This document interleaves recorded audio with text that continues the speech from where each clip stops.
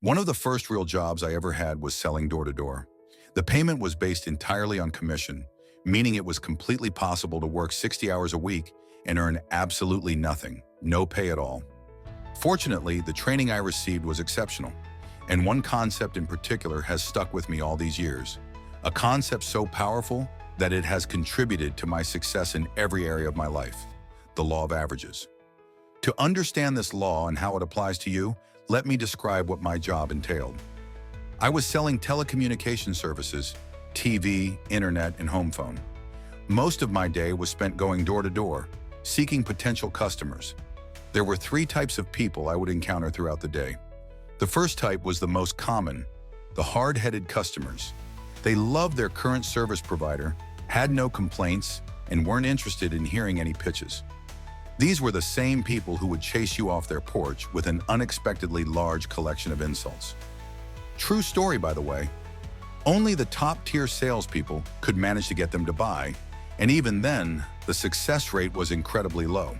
These customers made up about 80% of the market.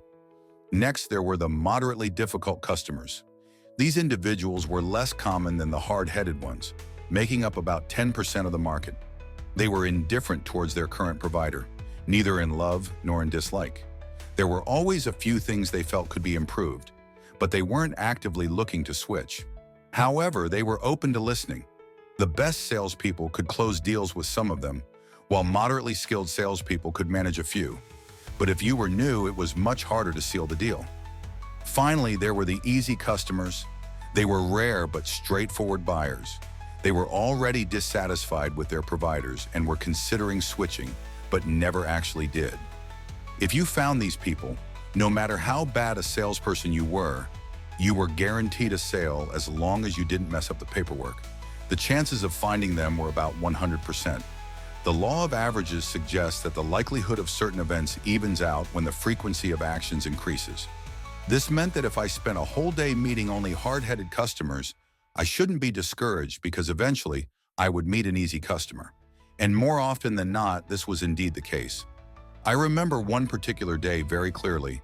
I had just finished training and was on the field for the first time. I was in a huge apartment complex, 15 stories tall, with over 300 doors. I spent 10 hours that day knocking on doors, getting yelled at repeatedly. In my mind, I thought, the law of averages? Forget it. It's all about the area, the price of the product, and the weather.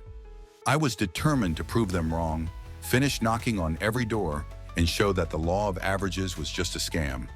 When I finally got to the bottom of the complex with only 3 doors left, guess what?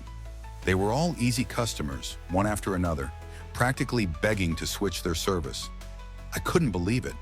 That day, I was astonished by the power of the law of averages, and over time, it became more ingrained in my mindset. Now, what does the law of averages have to do with you?